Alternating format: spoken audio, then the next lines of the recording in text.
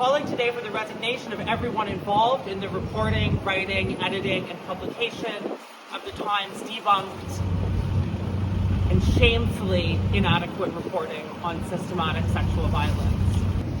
Their front page cover story, screamed without words, is a totally botched investigation which claims systematic sexual assault on October 7th was carried out by Hamas.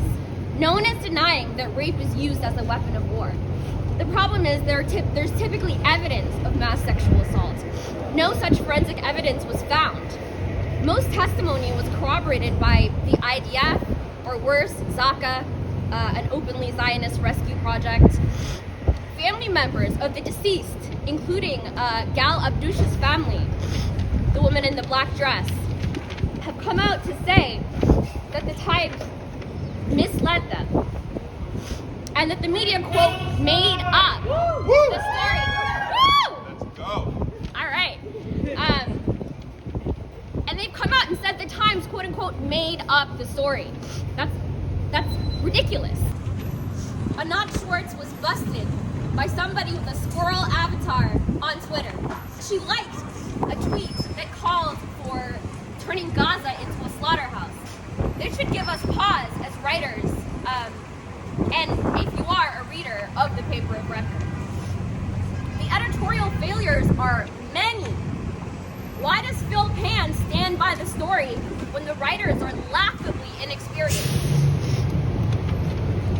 When they are hugely, publicly biased. This investigation, this front page investigation, was the very first piece that Anat ever wrote. That's mind-blowing. Adam Stella was a food writer before this. Jeffrey Gettleman, who somehow has the Pulitzer, has claimed that he's not in the business of, quote, reporting evidence. So why are they able to get away with this? What was the editorial chain of command? We know that the buck stops with Joseph Kahn. And we are saying your name, we are calling your name. Hear us.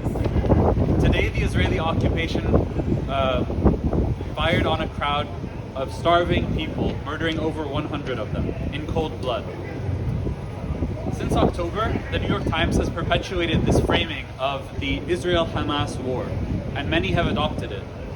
But the people being killed in Gaza are our families. They are the Palestinian people, and Israel's so-called war is a genocide. The New York Times are at once stenographers for the IDF, but they're all too happy as well to look away when Israeli leaders explicitly lay out their genocidal intent. The vast majority of writers within the New York Times are nothing more than favor warriors. Their so-called sources are people within military and intelligence agencies who reward them with leaked information. They call it reporting. We know they are just regurgitating military misinformation with a highbrow aesthetic for their readers. The New York Times likes to shrug off criticism of their coverage and say, we're getting flack from both sides, so we must be doing our jobs right. Except in this case, one side is perpetuating a genocide, and the other side is simply asking you to publish factual information as they experience a genocide. Recently, we saw the New York Times publish IDF propaganda and then retract it. Here's a question. When do they retract or apologize or walk back on their reporting? When do they publish anything actually adversarial to power? The answer is only once it is too late. Only once the damage has been done. Yep. Only once 30,000 Gazans are dead, in no small part because of the consent they manufactured by painting Palestinians as rapists and terrorists. The fact of the matter is, the only thing Anat Schwartz will say now that she's been canned is mission accomplished. The removal of everyone from Anat Schwartz, Adam Stella, Jeffrey Gettleman, all the way up to Joseph Kahn, the executive editor of the Times, and passing through Philip Hahn, the international desk editor, and Suzanne Spector, the editor who we are naming here publicly for the first time, who is personally responsible on the international desk for seeing that story through to publication. Their resignations must take place, and they must take place now, but they will not be sufficient.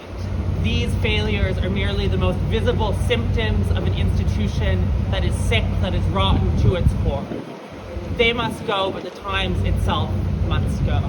That is why we are calling on all of us as writers, as readers, as people of conscience to boycott, divest, and unsubscribe from the Times. To the Times reporters, quit your jobs, leak us information, do whatever you can to take down this institution.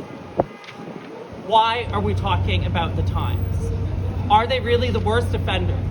Don't more people read USA Today and the Wall Street Journal? Isn't Fox News more right-wing? These are the sorts of questions you might ask. These are certainly the sorts of questions that we have been asked. The Times' aura of well-meaning progressivism allows it to pass off the most flagrant depravities as complexities, to turn atrocities into tough choices, and to launder genocide as the best of bad options.